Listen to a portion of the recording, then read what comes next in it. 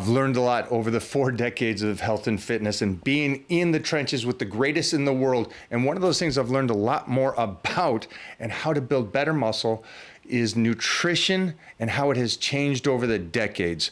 And that's why I have the Titan meal plan for you guys out there that are confused about nutrition. I'm gonna set you straight. Get a hold of me today. The link will be in the comments down below for you guys. Everybody, get over to the Titan meal plan, and I'll see you in the Titan crew where I will fine tune any difficulties that you're having. And that was the case in Gold's Gym. You have a lot of these yahoos in there that you just shouldn't even be working out when you are, just idiots tying up the machine. I asked this guy one time, I said, how many more sets you have? He said, 10. Why? Why? Yeah, exactly. I love that you said that because you've always been a very kind but intelligent individual. And I know today some people are trying to go, well, just they're in the gym, they're trying to get better. But I do agree with you. I think there's different gyms for different people. I think Gold's Gym is one of those places that we love the fact that they're somewhat intelligent and 10 sets isn't beneficial to anybody. No. I never did 10 sets. I mean, that was unheard of. 4 or 5 at the most. But, there's a lot of people that they don't have a clue. They don't. And they're just in there doing what they think what somebody else did. They saw it in a magazine or whatever. Do you think, though, during you guys' time, at least the information was less but more precise, where today there's so much information, and the problem is most of the information is incorrect now. So how does someone who wants to be a Frank Zane, how would they, as a 20-year-old, cipher, and can they? I don't know if that's something I'd say get in the right environment. Let's say in the early 70s at Gold's Gym, everybody did the same thing. I mean, it was like the workout Arnold did. Everybody did that workout. Bench, incline, flies. The equipment was there. We just went and did, 3, 4, 5 sets of that exercise, working up in weight. And that was what everybody did. And it worked. It did. It worked well, though. Yeah.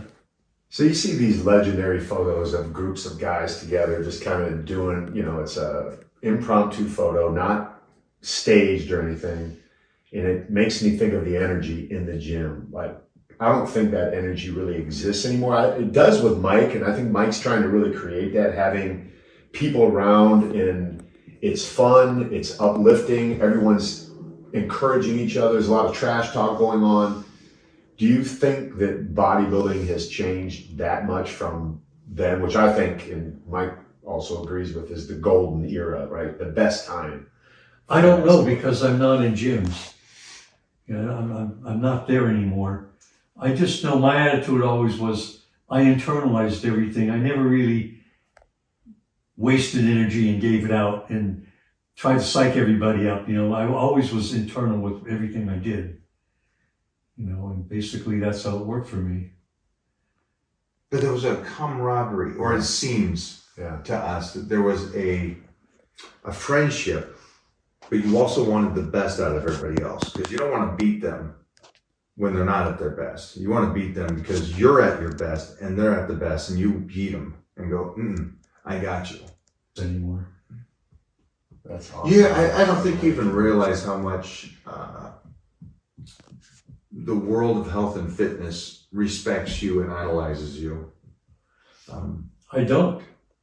They do, though. You need just so you know, they do. Like this right now for me, and I know him, it's like this is the best birthday present I could have at the stage of life that I'm at, with the appreciation of what it takes to build a world-class physique and have this opportunity to just hear these stories that no one else would ever have the opportunity of doing.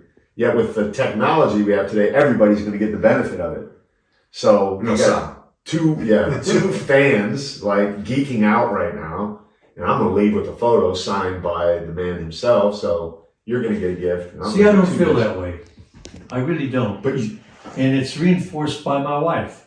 Well, her attitude is, You're nothing special. And my wife and his wife, they all do that. They all put us in check. Keep It's like, going. if the world only knew. Stay home. Yeah, if the world only knew the real Clark Bartram, if the world only knew the real things, Zane. If you are confused about training, do not worry. That's what the Titan training plan is for. For you guys to subscribe to this plan, you also get the additional coaching from me in the Titan private group. Get in there today, and I cannot wait to start working with you and making your dreams come true. Let's get back to the show. I said yesterday in an interview that came out, I was talking to the president of the Mr. Olympia now, and at a point in there, I think you guys will get this, Dan. And I said at the end, I go, it's funny because I think my haters think they treat me the worst or tease me the worst. And I'm like, they have no comprehension of how great my friends are. And Mona, my wife, they go really hard. They keep you in check. Yeah. As soon as you start getting a little big head, they bring you right down. They cut it out. And they go, And my friends are the same way. The haters think they tease me. My friends tease me 10 times worse. And that's a good thing to have. I think that's a good thing to have. Mostly if your ego can handle it. And your ego should handle it. The keeping in check, like you said, your wife says, you're not that special. But from us, You are. yeah, and from the world of health and fitness, you are, like I said, there's very few true legends in the world today. Well, I'm glad it comes off as that, but it's something that I can't really believe myself, because if I do, then I would fall back. Yeah. Agreed. I always have to feel like, I still have more to do, and I'm a work in progress. You're always a work in progress, really. What's the end point? You don't know. You don't know how good you're going to get, or if, what's going to happen, or how long you're going to live. None of that stuff. It's all up in the air. Yeah. So you make the best of it. Even at 80, still striving to get better. That's a testament in and of itself. Because I asked him earlier, did he think he was at the best physique there and chasing your best physique? It's like, I'm okay knowing that I may never get my ultimate physique, but I'm going to keep trying. And I think that's a cool thing, because you're talking about knowledge and life and moments with the wife and friends. It's like you keep chasing those things no matter what. Yeah. It's the goal, right? We just heard Yeah. Without knowing if tomorrow's here or not. Yeah, you never know when. Yeah. No problems. So the best thing you could do is record everything, because then you have it. Trust me, he records everything. And more so now, because I have a 3-year-old son. And again, I hope I'm here when he graduates college and stuff. But if not, I want every single moment I can right now that he can go back and see. Do you And I'm think he'll lucky be enough. into bodybuilding?